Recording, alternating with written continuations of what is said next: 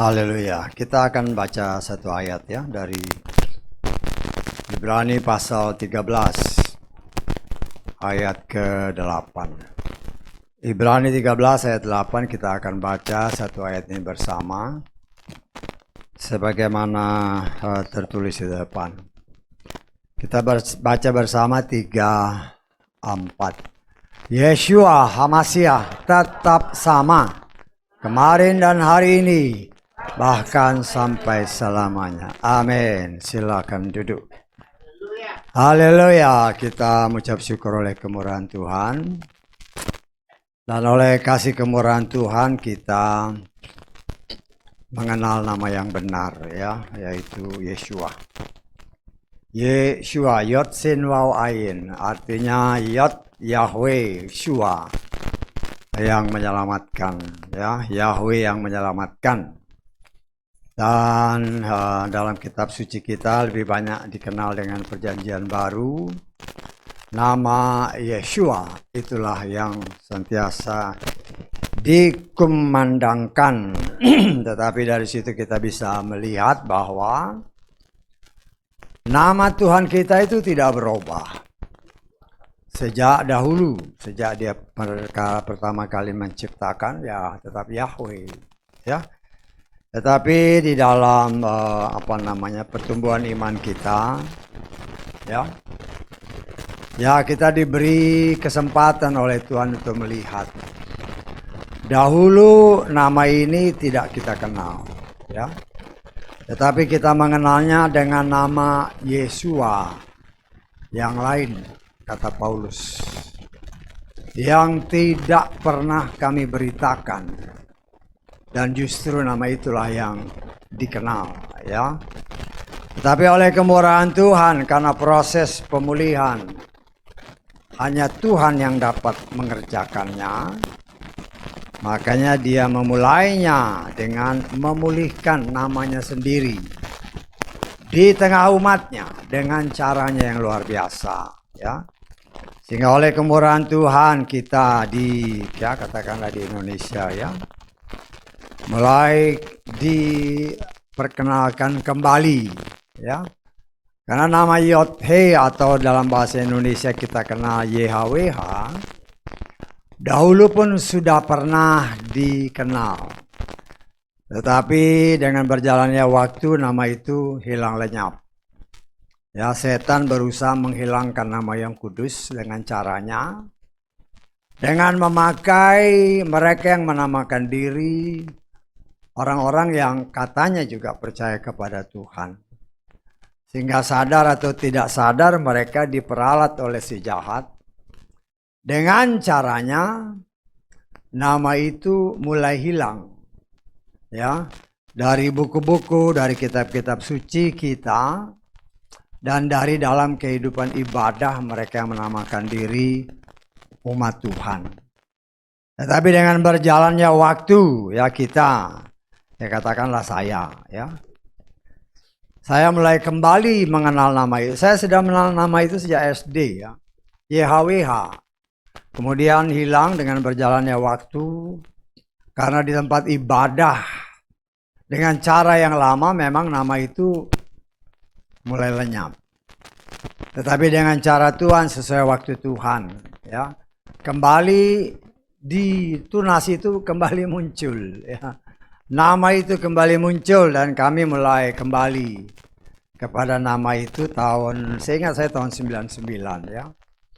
Tahun 99 walaupun sebelumnya dalam perjalanan waktu, terlebih setelah pertobatan dalam arti kata kita masuk dalam proses pertobatan dan dibaptis ya.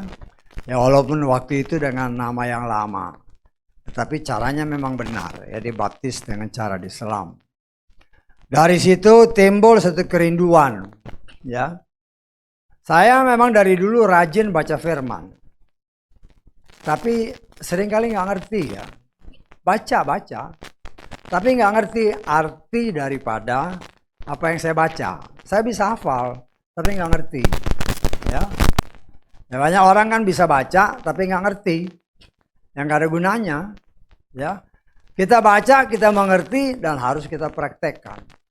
Dan itulah perjalanan waktu khususnya yang saya alami. Ya, sehingga setelah bertobat timbul satu kerinduan pertobatan, mulai mengerti firman. Ya, mulai mengerti firman. Dan dari situ mulai timbul berbagai macam pertanyaan. Kenapa nama Tuhanku dengan nama Tuhan orang lain atau kepercayaan lain kok sama? Ya, saya buka kamus-kamus segala macam. Khususnya kamus bahasa Inggris Webster, ya. Kalau saudara baca kitab Webster kamus, ya. Dari situ saya lebih diyakinkan lagi bahwa Tuhan yang dahulu saya sembah itu bukan Tuhannya orang Kristen, tetapi orang dengan kepercayaan yang lain. Dan orang-orang ini di seluruh dunia, ya, dengan kepercayaan itu, nama Tuhannya nggak berubah. Artinya memang itu Tuhannya. Tetapi kalau kita di Indonesia, nama itu ya mungkin hanya di beberapa negara, khususnya di Malaysia, karena tetangga kan. Nah, mereka juga dapat kitab suci dengan terjemahan yang sama. Ya. Dan itulah cara Tuhan memproses, khususnya bagi pribadi saya. Dengan cara Tuhan, kerinduan hati saya untuk mencari kebenaran mulai muncul ketika waktu itu anak sulung saya, ya, kakaknya siapa si Denny kan. Dia mengikuti suatu seminar tentang nama bapaknya. Saya lupa tahun 98 apa 99. Nah, brosurnya dia kasih sama saya, begitu baca saya langsung terima. Ya. Karena inilah yang memang saya cari. Ya. Dari situlah mulai timbul kerinduan untuk mencari. Dan karena kita mencari dan mendapatkan nama yang benar, saya pribadi merasakan begitu banyak rahasianya disingkapkan. Firman yang dahulu saya baca dari kitab Kejadian pasal 1 ayat 1 sampai kitab Wahyu pasal 22 ayat 21.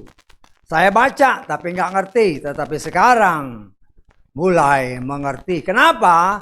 Karena saya memintanya kepada yang punya firman.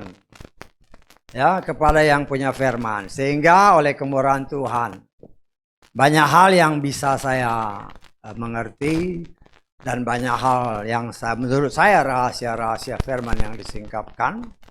Dan karena saya sebagai seorang pelayan yang juga menggembalakan, dalam hal ini jemaat yang ada di tempat ini, mereka yang mengikuti ibadah di luar sana, yang mengikuti streaming melalui siaran di tempat ini.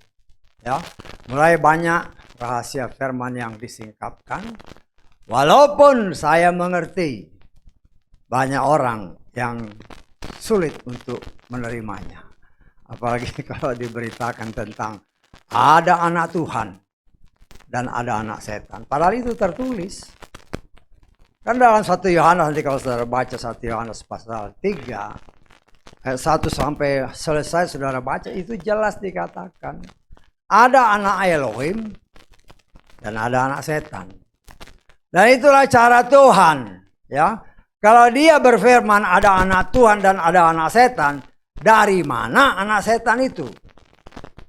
Dari mana anak setan? Dan semalam kita sempat disingkapkan, ya, masalah darah, ya, masalah darah, ya, ya, bukan, ya, saya melihatnya. Saya tidak pernah melihat ada orang yang mau membicarakan masalah darah ini. Hanya mau menerima waktu dulu ketika orang ketika orang mempersembahkan korban, darahnya dia persembahkan. Tidak pernah saya membaca ada orang yang menulis kenapa harus darah. Tetapi itulah cara Tuhan yang bagi saya pribadi, buat saya itu pembukaan rahasia yang sangat luar biasa. Sehingga dari situ, dari firman harus dijawab dengan firman, ya. Tidak boleh dengan pikiran sendiri, karena di luar sana Ada orang yang pernah berkata, bukan saja tertulis, tetapi juga ada tersirat. Itu setan ya. Tidak ada, Yesus bilang ada tersirat, tidak ada itu. Kalau sampai pelayan Tuhan menyatakan bukan saja tertulis, tetapi ada tersirat, itu perkataan mulut yang dipakai oleh setan. Ya tersirat itu kan yang ngerti cuma dia. Nggak ada orang lain yang ngerti. Ya, nah, kita harus hati-hati karena pengajaran-pengajaran seperti itu mulai bermunculan. Firman Tuhan itu bukan saja tertulis, tapi tersirat. Yang tersirat itu apa? Itu pikiranmu aja yang tersirat. Ya, nah bagi saya sebagai seorang pelayan Tuhan, saya harus berani menyatakan. Ingat, siapapun yang menamakan diri pelayan Tuhan, kalau dia berani berkata ada tertulis dan ada tersirat, hati-hati. Itu pemalsuan yang sangat-sangat bisa menyesatkan banyak orang. Ya, jangan terima kalau dia bilang ini tersirat, itu pembohong besar. Ya, pembohong itu ya setan. Dan itu bermunculan sekarang. Ada tersirat. Yang tersirat itu kan di otakmu aja. Hanya engkau yang tahu, itu bukan berasal dari Tuhan. Artinya kita harus sangat-sangat berhati-hati. Di satu sisi kita berhati-hati. Di sisi lain saya secara pribadi mengucap syukur. Loh, kok mengucap syukur? Karena itu Yesus sudah berkata, oh pada akhir zaman Hamasya palsu dimunculkan. Ya, kita sudah baca semalam kan. Hamasya palsu dimunculkan. Mereka dari mana? Ya mereka dari dalam kita juga. Karena itu kita harus sangat berhati-hati. Karena kenyataan membuktikan. Banyak serigala, banyak singa, tetapi berbulu domba. Kalau kita tidak hati-hati, ya repot. Ya.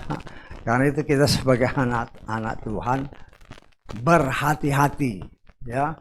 Biar Roh Kudus yang memimpin jalan hidup kita, sehingga kita tidak akan pernah tertipu. Ya, namanya kan ya bukan lagi serigala berbulu domba, karena firman Tuhan menyatakan setan itu seperti singa, berarti singa berbulu domba. Loh itu kita harus sangat berhati-hati. Ya, penipuan demi penipuan terjadi, tetapi anak-anak Tuhan yang benar-benar hidup di dalam Tuhan, dia tidak akan pernah bisa dicemarkan atau ditipu oleh si jahat. Oh haleluya, kita mengucap syukur. Ayat itu singkatnya. Yeshua Masya tetap sama berdasarkan terjemahan Lukas. Kemarin, hari ini dan sampai selamanya. Artinya ya kita tahu bahwa Yeshua adalah firman Tuhan. Pada mulanya ada firman. Kita baca Yohanes 1 ayat 1 dan lompat ke ayat 14. Pada awalnya ada firman. Firman itu ada bersama Elohim. Dan firman itu adalah Elohim. Ayat ke-14. Firman itu sudah menjadi daging. Dan berdiam di antara kita. Dan kita telah melihat kemuliaannya. Yaitu kemuliaan sebagai yang tunggal dari Bapa.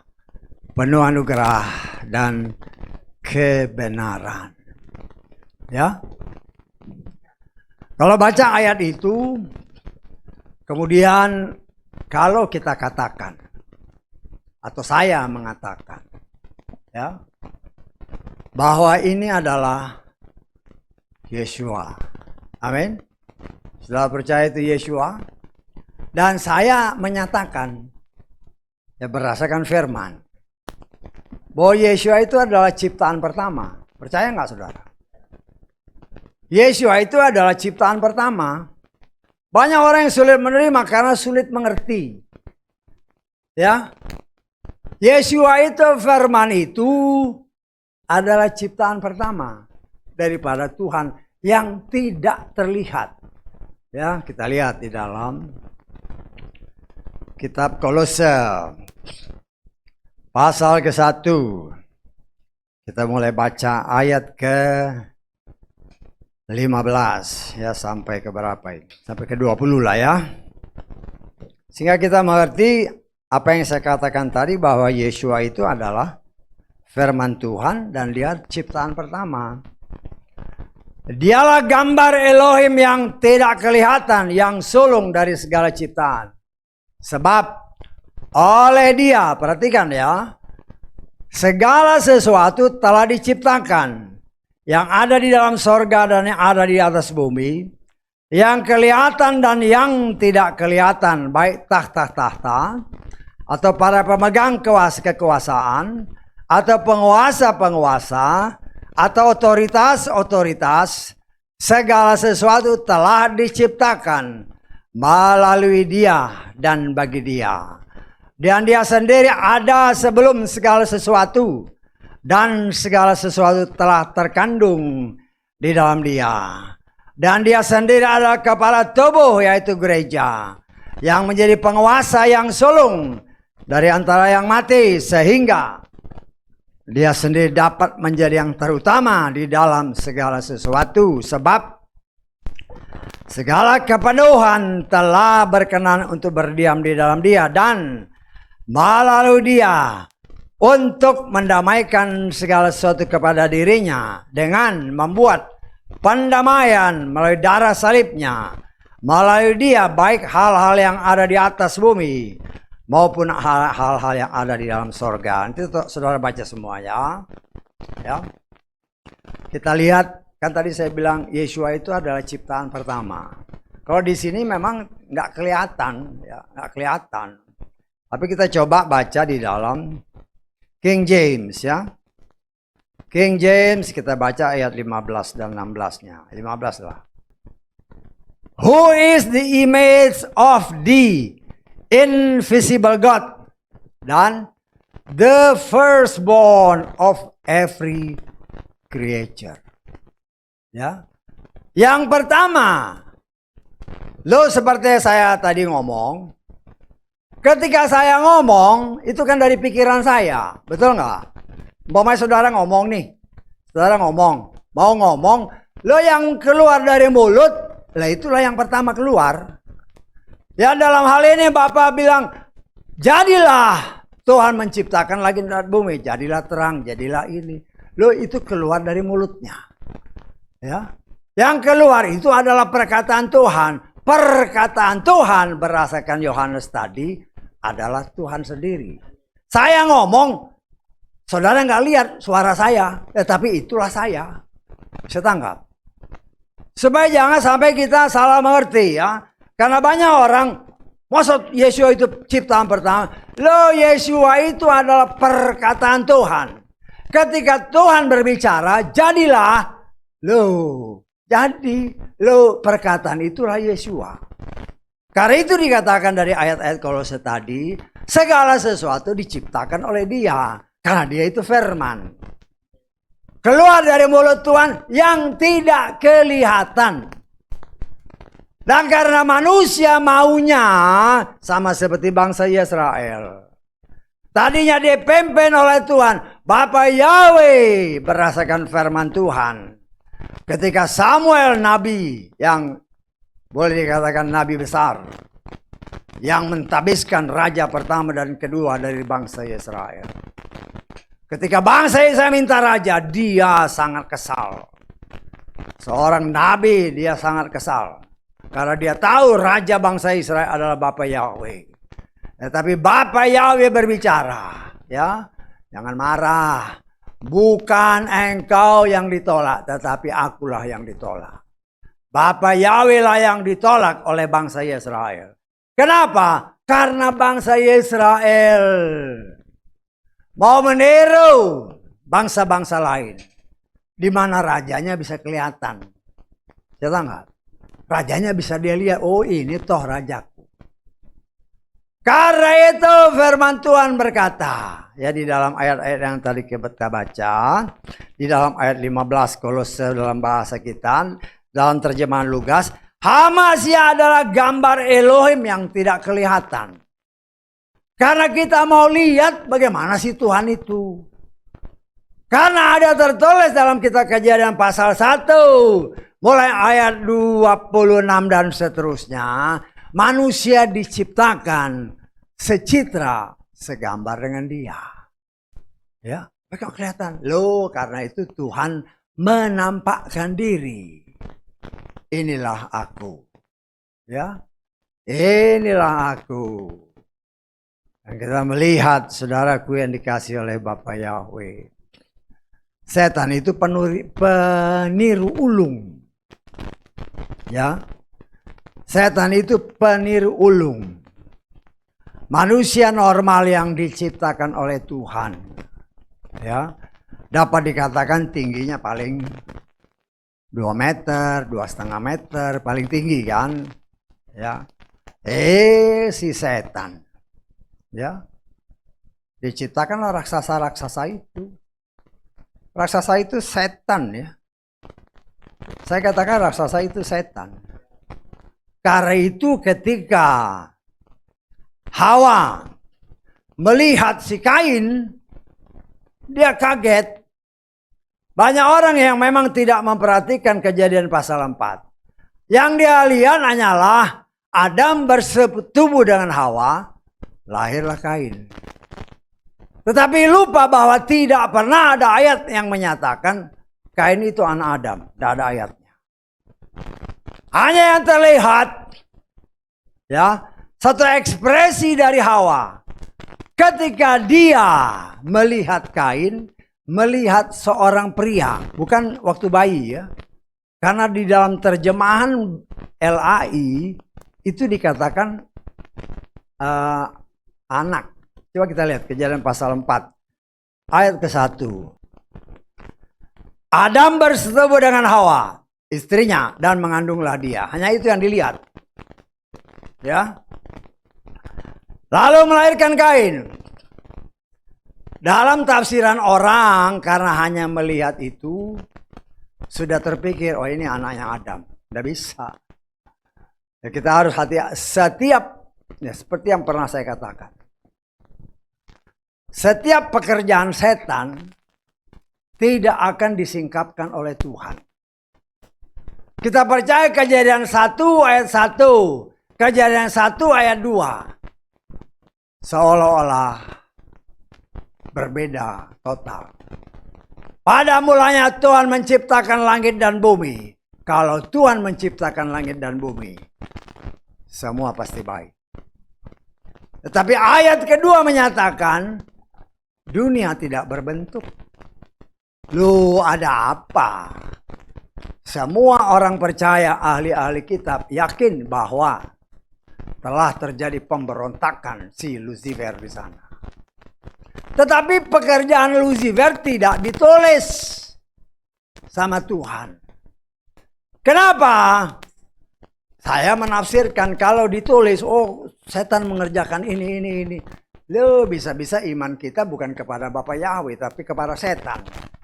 Setan enggak? Ada demikian juga pekerjaan setan dalam Kejadian pasal 3. Ya. Ketika Hawa mengambil buah, loh, dia pikir buah kayak buah apel. Itu rahasia yang besar. Itulah yang saya tafsirkan sesungguhnya telah karena bujukan si setan. Hawa mengambil tindakan yang bertentangan dengan firman Tuhan. Nah, semalam kita sudah belajar. Seharusnya ya, keperawanan si Hawa darahnya diberikan kepada Adam pertama. Tetapi yang terjadi, setan mengambil keperawanan si Hawa. Karena itu ketika kita minta ampun dosa pada waktu dulu, darahlah yang harus dikorbankan. Darah ganti darah, mata ganti mata, GG ganti GG. Nah, itu harus jadi pertanyaan. Di dalam Kejadian pasal 4 ini, kemudian di ayat seterusnya, Hawa berkata, dan berkatalah Hawa, aku telah memperoleh seorang pria dari Yahweh. Nah, tapi kita lihat, ini kan seorang pria kan. Kita lihat terjemahan LAI. Ini penyesatan yang mulai menyusup. Ya. Kemudian wanita bersetubuh dengan Hawa istrinya dan mengandunglah perempuan itu. Lalu melahirkan Kain. Maka kata perempuan itu, aku telah mendapatkan seorang anak laki-laki. Salah ini. Kita lihat terjemahan King James. And Adam knew Eve his wife, and she conceived, and bare Cain, and said, perhatikan ayat ini, I have gotten a man, not a baby. Bisa tangkap? A man, seorang pria. Artinya setelah Kain lahir, waktu masih bayi dia nggak tahu bahwa ini adalah anak setan. Ketika dia besar, dia lihat, oh, Kain ini bukan manusia biasa, raksasa. Itu tafsiran saya, raksasa. Oh, enak aja nafsir. Loh, bukan enak aja, ada tertulis. Ya, setan itu adalah malaikat yang jatuh. Ya, kalau kita lihat dalam Kejadian pasal 6. Ya. Kita lihat. Mulai ayat 1 aja lah. Sampai ayat ke-4. Terjadilah ketika manusia itu di muka bumi mulai berlipat ganda. Anak-anak perempuan telah dilahirkan, diperanakan bagi mereka. Perhatikan, lalu anak-anak Elohim. Yang namanya anak-anak Elohim ini, berdasarkan kitab Ayub adalah malaikat yang jatuh. Malaikat yang jatuh. Melihat anak-anak perempuan manusia, ya, bahwa mereka elok, anak-anaknya cantik-cantik, anak-anaknya manusia, maka mereka mengambil istri bagi mereka semua yang telah mereka pilih. Yahweh berfirman, rohku tidak untuk selamanya akan berperkara dengan manusia, yang juga di dalam dia itu daging, tetapi hari-harinya akan menjadi 120 tahun. Perhatikan ayat ini. Pada hari-hari itu, para raksasa telah ada di bumi, bahkan juga sesudahnya. Sesudahnya itu kapan? Ketika anak-anak Elohim menghampiri anak-anak perempuan manusia. Dan mereka telah melahirkan baginya. Mereka adalah orang perkasa yang ada sejak lama. Orang-orang yang pertama. Ketika malaikat yang jatuh kawin dengan anak-anak perempuan manusia, lahirlah, kata firman Tuhan kan, raksasa-raksasa. Tetapi sebelumnya sudah ada. Lah itu harus jadi pertanyaan dari mana? Karena itu saya menafsirkan. Karena Hawa kawin dengan malaikat yang jatuh, yaitu Lucifer. Lahirlah Kain. Kain itu raksasa. Kain itu raksasa, kan itu dia excited, terperangah. Ketika anak ini sudah besar, loh kok orang raksasa? Kok raksasa? Ya. Dan di sinilah kita melihat itulah setan. Ya, kalau manusia, anak-anak Tuhan, ya normal-normal aja. Karena setan secara fisik maunya lebih hebat. Timbullah raksasa-raksasa. Dan kita sudah belajar semua ini ketika zaman dulu ada air bah dimusnahkan oleh Tuhan. Amin. Ya, kelihatannya kan gampang. Tapi ingat ya, itu rahasia luar biasa. Ya. Termasuk raksasa-raksasa itu. Secara logika ya, hanya 8 orang. Tetapi ketika bangsa Israel masuk ke tanah Kanaan, loh kok ada raksasa? Dari mana? Itu harus jadi pertanyaan. Karena manusia setelah air bah hanya dari ketiga orang anak, Sem, Yafet, dan Ham.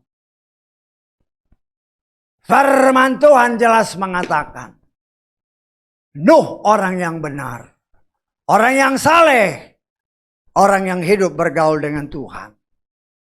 Tidak ada ayatnya yang menyatakan istrinya benar, anak-anaknya benar, menantu-menantunya benar. Gak ada ayatnya. Kita berpegang pada, kan tadi ayat tadi katakan, Yesua tetap sama, dahulu, sekarang, selamanya, nggak berubah.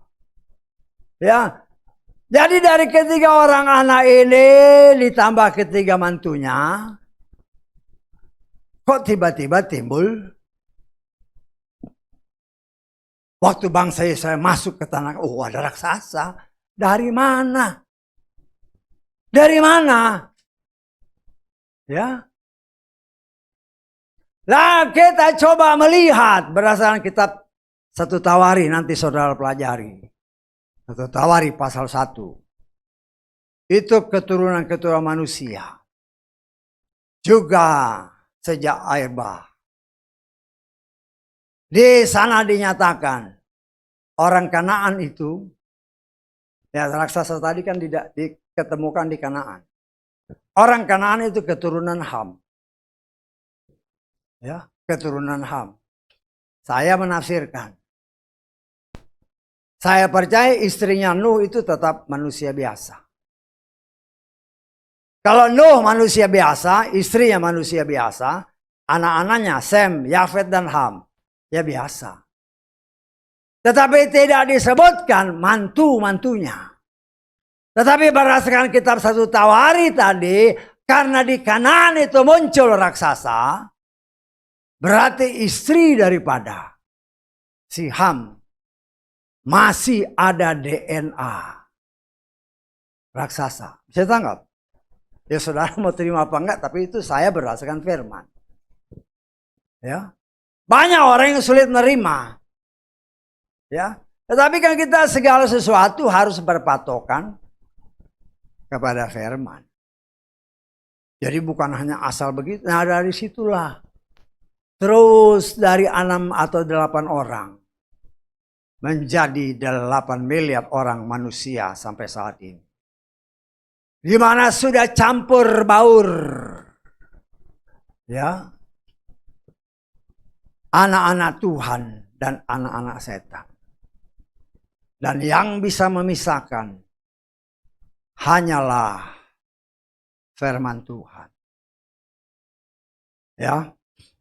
Kalau saudara ya mungkin belajar sedikit. Karena saya basicnya mechanical ya. Kalau seandainya kita mencari emas, mencari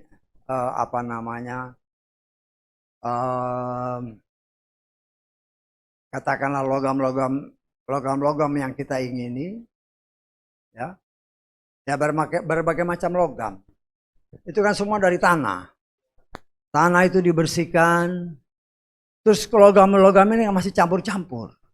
Apa yang bisa memisahkan dia? Hanya api. Itu dimasak. Ya. Itu dimasak. Dan ya mungkin kalau lebih mudahnya seperti minyak lah ya. Nah saya juga punya basic minyak. Minyak mentah itu sedot dari dalam tanah. Ya. Ya biasanya kita kalau di laut itu di tempat minyak-minyak itu kan ada yang bilang 3 fase. 3 fase itu artinya apa? Di situ ada minyaknya, di situ ada airnya, ya, di situ ada gas, 3 macam. Dipompa dari bawah,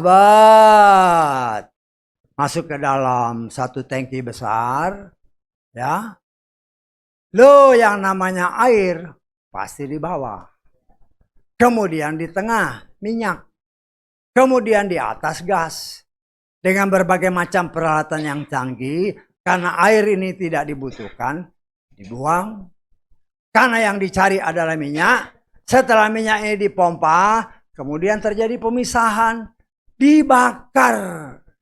Ya, inilah yang kita kenal macam-macam. Ada minyak solar. Ada minyak bensin. Segala macam. Jadi itu ada tingkatan. Dan itu dipisahkan dengan minyak, dengan panas. Loh demikian juga kita. 8 miliar manusia kurang lebih saat ini. Untuk memisahkan mana anak Tuhan dan mana anak setan. Hanya dengan firman. Firmanku ada tertulis. Bagaikan api yang menghanguskan. Ya, Kita baca kitab Yeremia pasal ke 23. Nah, kita lihat ya. Yeremia 23 ayat 29. Bukankah firmanku seperti api, firman Yahweh, dan seperti palu yang menghancurkan bukit cadas. Ya. Tadinya kita pun ada di batu-batu sana, dihancurin. Habis sampai kecil-kecil. Diolah, diproses, disemprot, dibersihkan. Setelah dapat logam dengan berbagai macamnya yang terkandung di dalam batu-batuan itu, dibakar. Lalu terjadi pemisahan. Demikian juga anak-anak Tuhan. Anak-anak Tuhan hanya bisa dipisahkan mana anak Tuhan, mana anak setan, hanya dengan api, yaitu firman Tuhan. Firman Tuhan tidak berubah sampai selama-lamanya. Ada tertulis. Ya, ada tertulis dalam kitab Matius pasal ke-5 ayat ke-18. Sebab sesungguhnya aku berkata kepadamu, sampai langit dan bumi berlalu, satu iota atau satu kera ia pun dari Torah sekali-kali tidak akan lenyap sampai segala sesuatu terjadi. Itulah yang saya tafsirkan. Di dalam 5 kitab yang pertama itu dikandung segala sesuatu sejak penciptaan sampai dunia selesai. Sampai kita dipindah ke dunia yang baru, langit yang baru. Karena itu dikatakan, dunia ini boleh hilang, tapi firman Tuhan tidak akan hilang. Kenapa? Karena di dalam firman itu tertulis secara detail. Dan dalam firman itu begitu banyak rahasia yang terkandung di dalamnya. Dan Tuhan sesuai dengan janjinya, ya, bahwa semua yang tertutup pasti disingkapkan. Kita lihat di dalam Matius pasal ke-10 ayat ke-26. Oleh karena itu janganlah kamu takut akan mereka. Perhatikan. Sebab tidak ada satupun yang tertutup yang tidak akan disingkapkan. Dan yang tersembunyi yang tidak akan diketahui. Loh, itu imani. Ya. Firman ini begitu banyak rahasianya.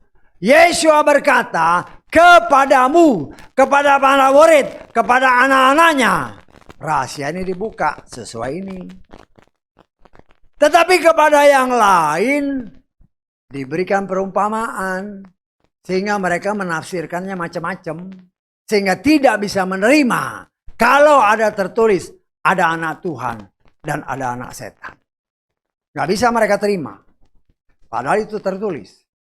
Dan firman Tuhan itu berdasarkan ayat-ayat yang kita baca tadi. Dia tidak berubah. Ya. Dan Tuhan sanggup untuk melaksanakan semua apa yang sudah dia tulis.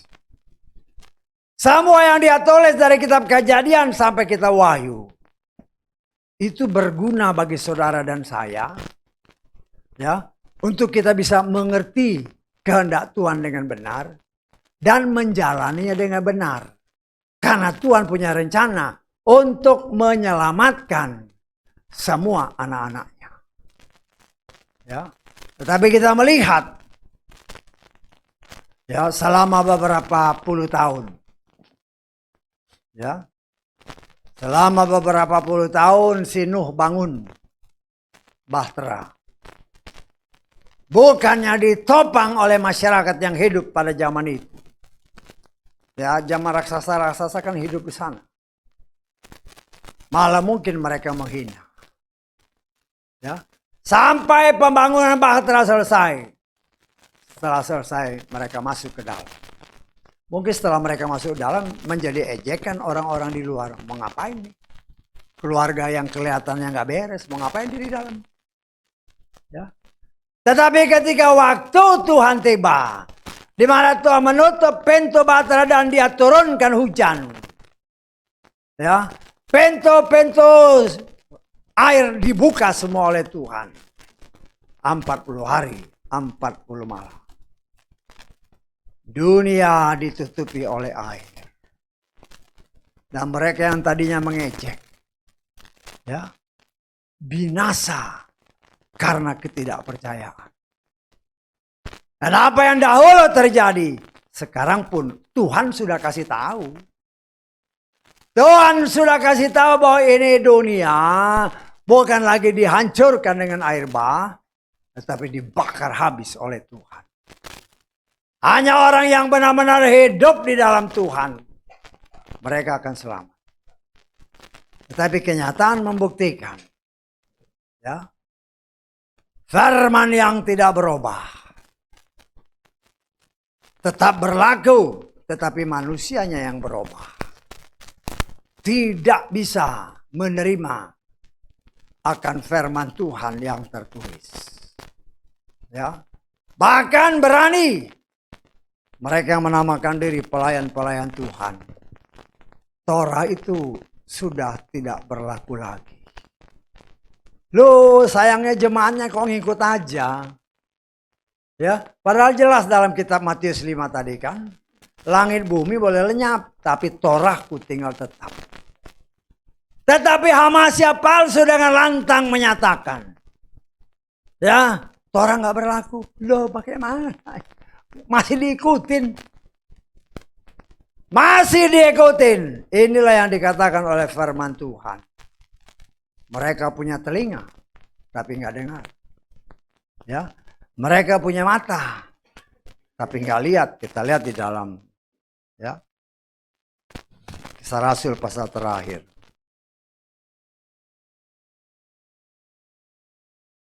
Ya, Kisah Rasul pasal terakhir ayat ke 26 mulai. Dengan mengatakan, pergilah kepada bangsa ini dan katakanlah. Perhatikan ayat ini. Dengan pendengaran kamu akan mendengar, tetapi kamu sekali-kali tidak mengerti. Dengan penglihatan kamu akan melihat, tetapi kamu sekali-kali tidak memahami. Saya baca terjemahan Lugas, ya. Tadi kan dia bilang pendengaran. Nah, itulah kadang-kadang ILT ini ngawur-ngawur juga terjemahannya. Ya. Dalam terjemahan Lugas, katanya, pergilah kepada bangsa ini dan katakanlah, dengan telinga kamu akan mendengar, tetapi kamu sekali-kali tidak mengerti. Dengan mata kamu akan melihat, tetapi kamu sekali-kali tidak memahami. Ya. Nah, inilah yang dikatakan Yesua. Berbagai macam hati manusia. Ya, kalau ini saya kategorikan memiliki hati seperti jalanan. Begitu firman ditabur, langsung karena tidak ada respon, dimakan sama burung-burung di udara. Ya, nah, kita melihat ini kan sebenarnya pernah diceritakan dalam kitab Kejadian. Ketika Yusuf dipenjarakan, kemudian dia mengartikan mimpi-mimpi baik dari penuang anggur sama pembuat roti Firaun. Pembuat roti ini dia mikul roti, rotinya dimakan sama burung-burung. Yusuf bilang, dalam 3 hari engkau akan digantung. Ya. Yesus berkata, hati yang seperti jalanan, firman ditabur karena tidak respon, burung-burung matok makan semua itu. Dan orang itu punya telinga, tapi tidak ada respon. Punya mata, tapi tidak ada respon. Sedangkan yang menyelamatkan itu hanya firman. Dan orang seperti ini, saya menafsirkan, itulah anak-anak setan. Anak-anak setan tidak mungkin selamat. Nggak mungkin. Ya. Tuhan sedang memisahkan, mana anakku dan mana anak setan.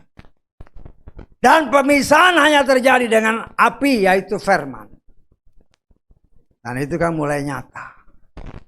Mulai terjadi pemberontakan. Ya, banyak orang mulai secara nyata sekarang menyembah kepada setan. Ya. Membuat dere. Ya, itulah setan. Tuhan hanya menciptakan dua jenis manusia. Laki dan perempuan. Loh, setan nambahin di tengah-tengah. Betul nggak? Lalu setan kan nambahin yang di tengah-tengah, yang nggak laki, yang nggak perempuan. Yang kita kenal dalam bahasa kasarnya yaitu banci. Dan saya harus menyatakan kepada kita semua, berdasarkan firman Tuhan, ya, karena banci itu kelainan jiwa, ya, dan banci itu nggak bakal masuk surga. Nah, kita lihat di dalam 1 Korintus pasal ke-6 ayat ke-9. Atau tidak tahukah kamu bahwa, perhatikan, orang-orang yang tidak benar, mereka tidak akan mewarisi kerajaan Elohim. Ya, janganlah kamu disesatkan. Perhatikan ayat ini. 1, bukan orang cabul, bukan penyembah berhala, bukan para bezina, bukan banci, bukan homoseks, dan seterusnya. Firman Tuhan jelas-jelas menyatakan orang-orang yang mempunyai karakter seperti ini nggak akan masuk.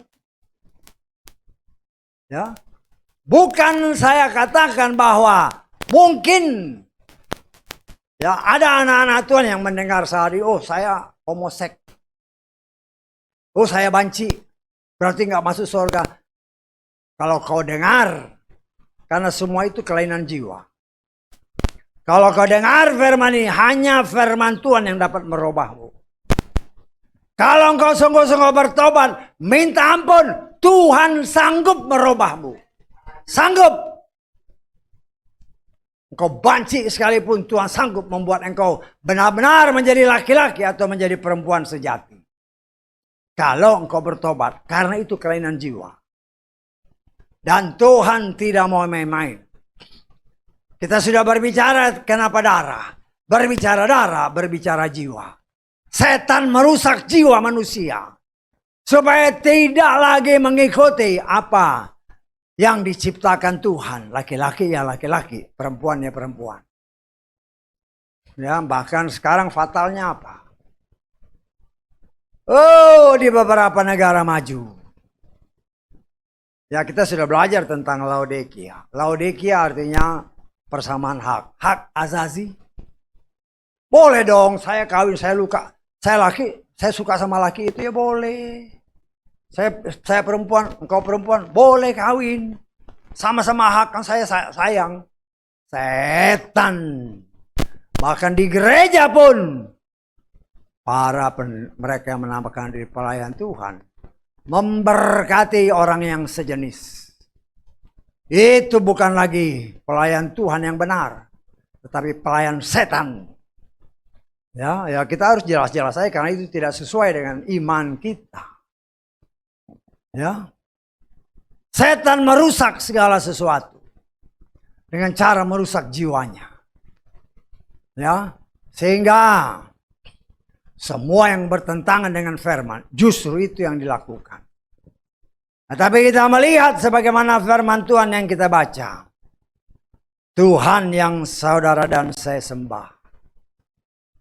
Yang berfirman dalam bentuk yang bisa kita lihat. Yaitu Yeshua. Dia nggak berubah. Dia tidak berubah karena waktu.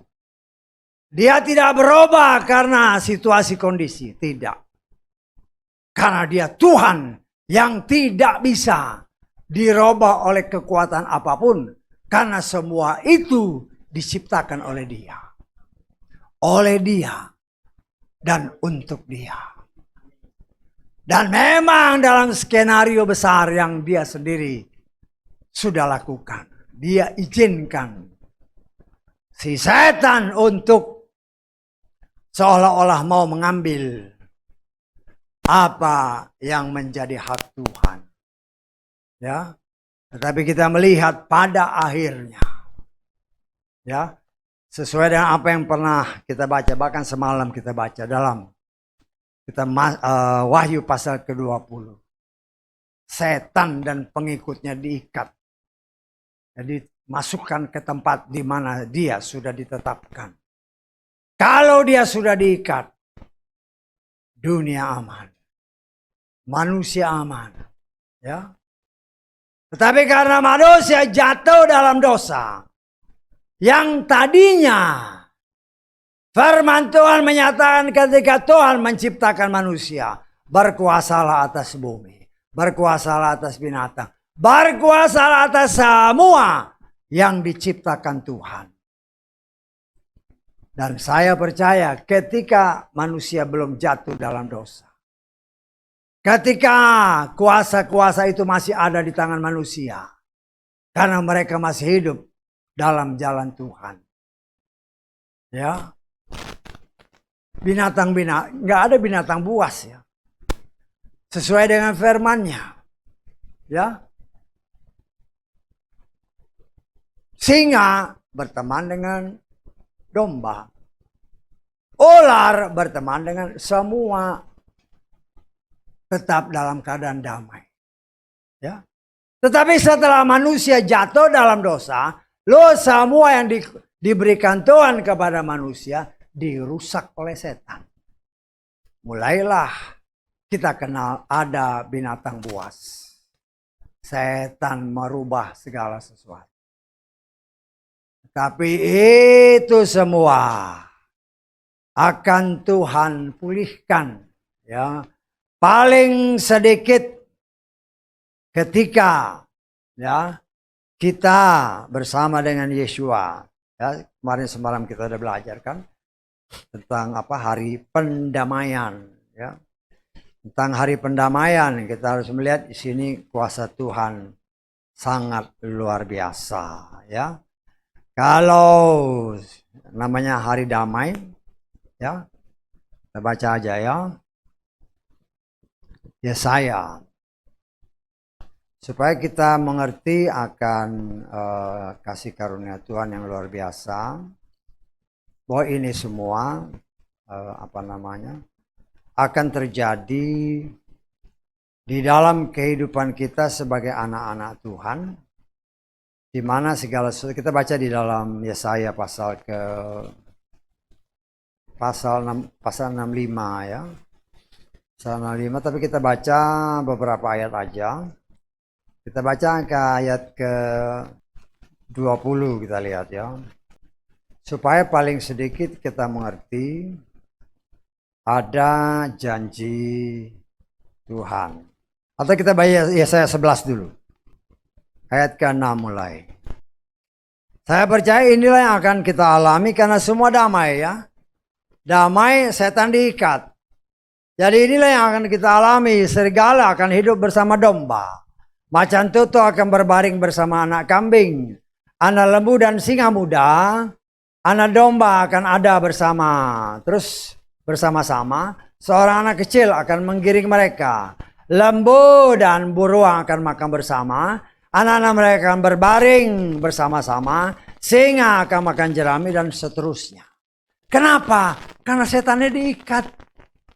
Setan enggak? Jadi semua damai, termasuk binatang buas. Karakter buasnya hilang karena buasnya itu dari setan. Dan inilah yang akan terjadi. Bahkan kita melihat di sini kalau nanti ya masa 1000 tahun pemerintahan itu, salah satu hal yang juga kita lihat adalah seperti apa yang tertulis kita baca di dalam Yesaya 65. Kita baca ayat 20. Ini salah satu hal-hal yang akan terjadi ya pada saat masa damai, masa 1000 tahun. Di sana tidak akan ada bayi yang hanya beberapa hari. Atau orang tua yang tidak mencapai lanjut usianya. Perhatikan. Sebab orang yang mati pada umur 100 tahun masih akan dianggap muda. Dan siapa yang tidak mencapai umur 100 tahun akan dianggap kena kutuk. Loh, kita ada di sana sebagai raja dan hakim bersama Yeshua. Tetapi masih ada orang-orang lain. Nah, orang-orang lain inilah ya, yang umurnya kalau dia mati umur 100 masih dianggap muda.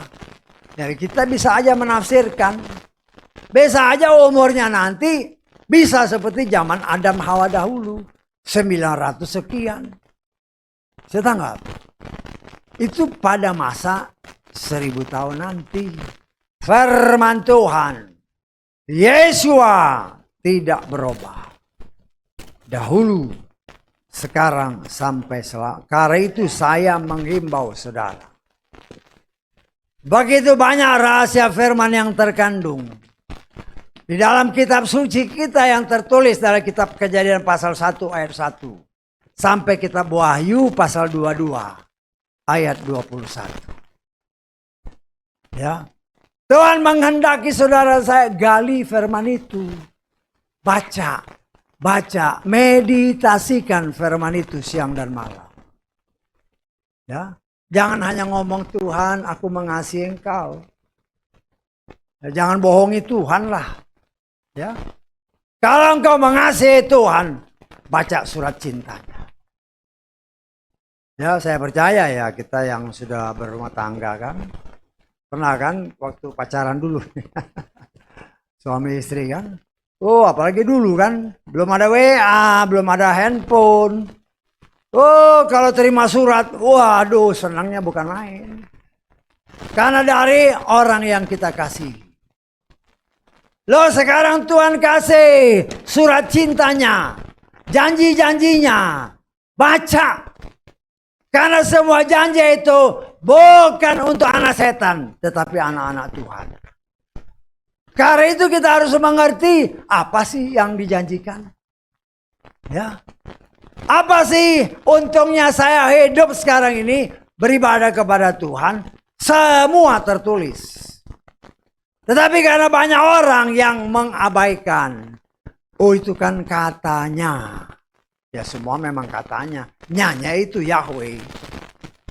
Percayakah engkau akan Tuhan? Ya. Tapi kita melihat dengan berjalannya waktu yang sangat luar biasa. Ya. Kita lihat perubahan demi perubahan terjadi. Sekarang kan orang, waduh di Israel lagi perang begini-gini. Aduh. Kok bingung amat. Tuhan itu tidak berubah. Kalau dia bilang Yerusalem itu akan dikepung, loh itu harus terjadi.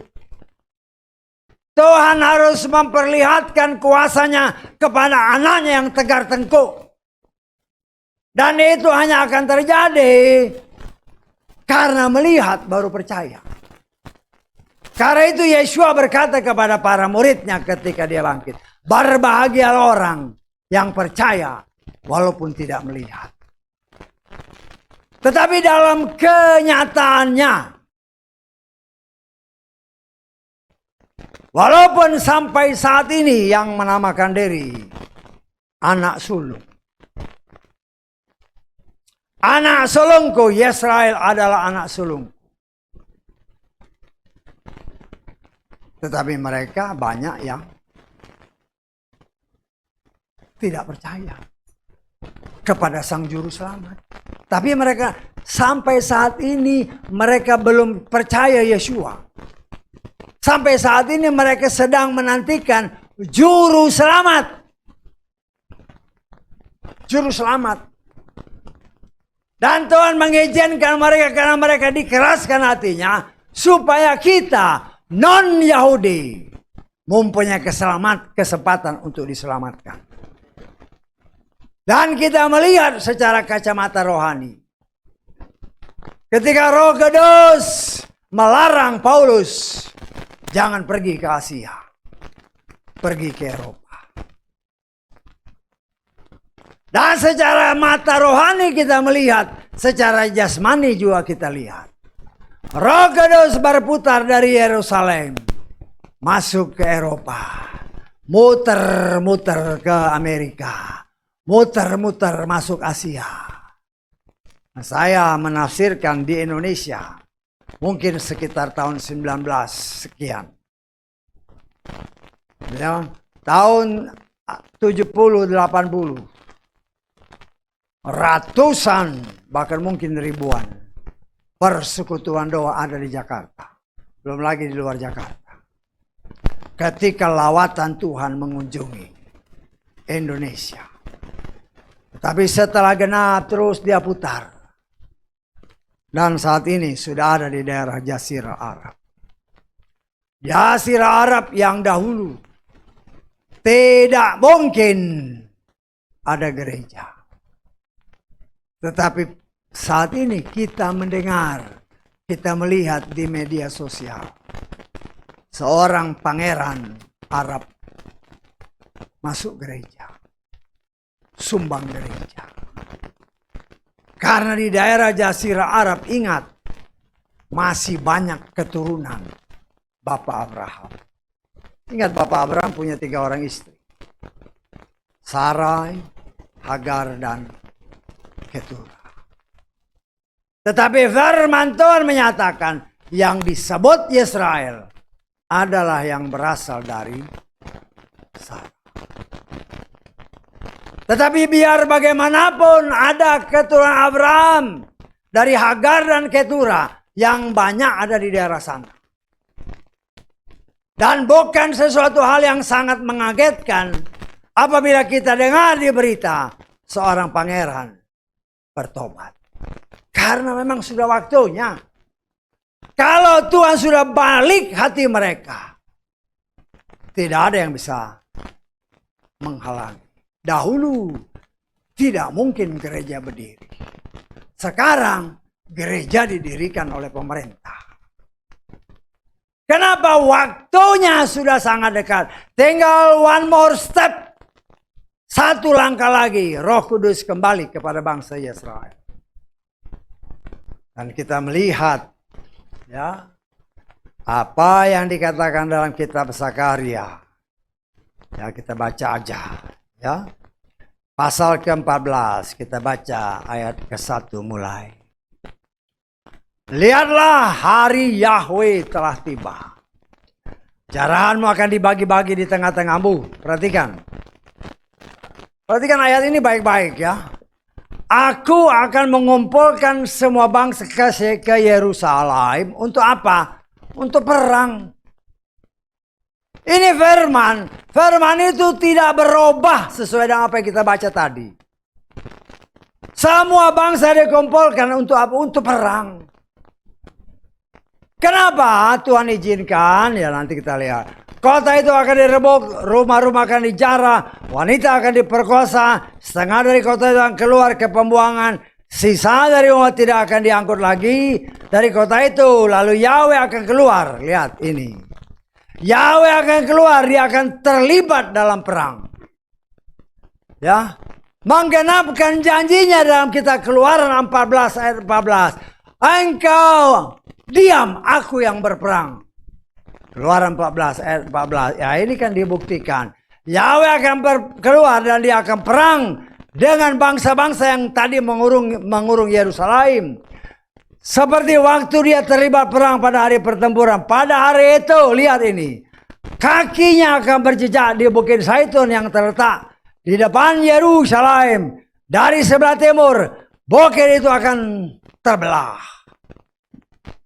Kalau ini terjadi, baru bangsa Israel celik matanya. Ini juru selamatku. Saya anggap. Dan ini harus terjadi. Dan sekarang yang terjadi bisa saja akan menggenapi ini. Artinya sudah begitu sangat dekat waktunya bagi saudara dan saya. Jangan kita main-main. Ya, jangan kita main-main. Karena itu yang akan menentukan keselamatan kita. Ya, keselamatan kata Filipi pasal 2 kan. Kerjakanlah keselamatanmu sendiri. Jadi kalau di sana kadang-kadang saya dengar di media sosial, oh ya Israel begini-gini. Ada. Ini orang percaya kok. Percaya. Ya memang kenyataan seperti itu. Tapi ingat, ini harus terjadi. Yerusalem akan dikepung oleh bangsa-bangsa. Akan terjadi peperangan. Tetapi Tuhan akan terlibat dalam peperangan. Dia akan menjejakkan kakinya di Bukit Zaitun dan Bukit Oik akan terbelah. Baru bangsa saya celik. Menggenapkan apa yang ditulis oleh firman Tuhan. Aku akan memberikan hati yang baru. Aku akan memberikan roh yang baru. Aku akan menaruh Torahku di dalam hati mereka. Sehingga mereka yang banyak sekarang ini ateis. Karena hatinya dirubah oleh Tuhan. Akan mengaku Yahweh. Di dalam Yeshua Masiah, Engkaulah Juru Selamat kami. Karena itu sekarang inilah waktunya bagi kita, anak adopsi. Karena kalau dia sudah kembali ke sana, dan kita menolak dia, tidak ada lagi kesempatan. Ya, kalau saudara perhatikan apa yang dikatakan tadi oleh pembawa, terus worship leader. Ya. Orang akan pergi ke sana kemari untuk cari apa? Cari firman Tuhan. Tetapi firman Tuhan tidak akan pernah lagi ditemui. Ya. Kita melihat ini sesuatu. Kita lihat lah ya. Kita melihat begitu sangat luar biasa. Apa yang Tuhan katakan itu ya harus terjadi. Ya harus terjadi. Ya. Sehingga dengan demikian kita melihat kuasa Tuhan yang sangat luar biasa. Ya. Kalau kita mau sungguh-sungguh menerima firman yang tidak akan berubah. Ya. Dan kita akan, kalau kita terima firman itu yang akan membuat kita mengerti. Jangan dilihat bahwa bangsa Israel sekarang dikepung. Itu memang harus terjadi. Tetapi ingat kalau Tuhan berdasarkan kitab Yeskiel dan banyak ayat yang lain. Kalau Tuhan sudah memberikan roh baru dan jiwa yang baru. Kesempatan bagi non-Israel dalam masa anugerah sudah tertutup. Dia kembali kepada bangsa pilihannya. Ya, karena itu kita yang memperoleh kasih karunia dan anugerah seperti ini, kita harus lebih bersungguh-sungguh lagi untuk mau melakukan apa yang Tuhan kehendaki. Ya, tidak lagi waktu main-main. Ya, kita lihat, kita baca Amos pasal ke-7 ya, kita lihat ya. Kalau waktunya sudah genap, kita cari firman, tidak akan pernah lagi ditemukan.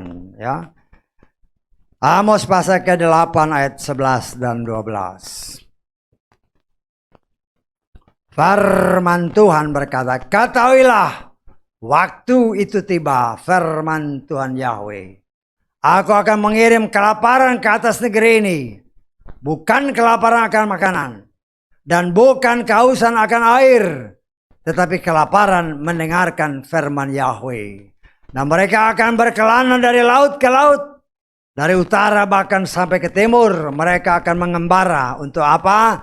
Mencari firman, tetapi mereka tidak akan menemukannya. Kenapa? Karena masa anugerah sudah tertutup bagi bangsa non-Yahudi.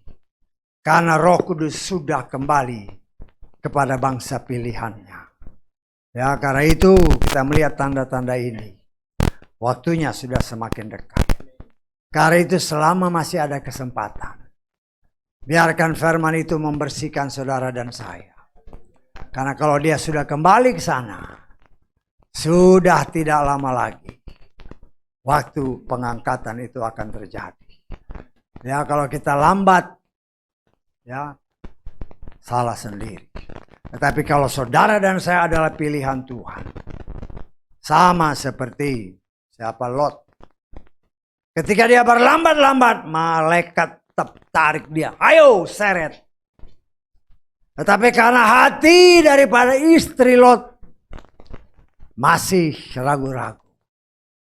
Dia melihat ke belakang. Jadilah dia tiang garam. Ya, karena Lot orang pilihan. Ya, tetapi istrinya tidak dikatakan dia pilihan. Tetapi kita belajar, ya, jangan sia-siakan waktu yang ada. Kalau orang dunia berkata time is money, tapi kita berkata waktu adalah kesempatan yang Tuhan berikan supaya saudara dan saya selamat. Sehingga ibadah kita tidak akan pernah sia-sia. Yeshua tidak akan berubah. Firman-Nya tidak berubah. Karena itu, mengertilah kehendak Tuhan. Saudara dan saya, ya, ayat 1 ayat terakhir. Kita lihat dalam 1 Timotius atau 1 Timotius pasal ke-2 ayat ke-4. Saya baca terjemahan Lugas ya, karena di situ agak aneh terjemahannya. Dia menginginkan semua orang diselamatkan dan mencapai pengetahuan penuh akan kebenaran. Tuhan mau anak-anaknya ya. Kalau anak setan dia nggak peduli. Dia mau semua anaknya selamat. Tetapi kasih Tuhan tidak pernah paksa. Karena itu selama kesempatan masih ada, pergunakanlah waktu. Ada lagu kan, gunakanlah waktumu. Waktu-waktu ini ya seterusnya. Saya nggak pintar nyanyi, cuman ya tahu-tahu aja. Ya, waktunya sudah semakin dekat. Karena itu mari sama-sama, saudara maju, saya maju, berdoa saling menguatkan, saling menopang dalam doa supaya kita maju dan sampai kepada tujuan. Haleluya, amin. Silakan kita bangkit berdiri.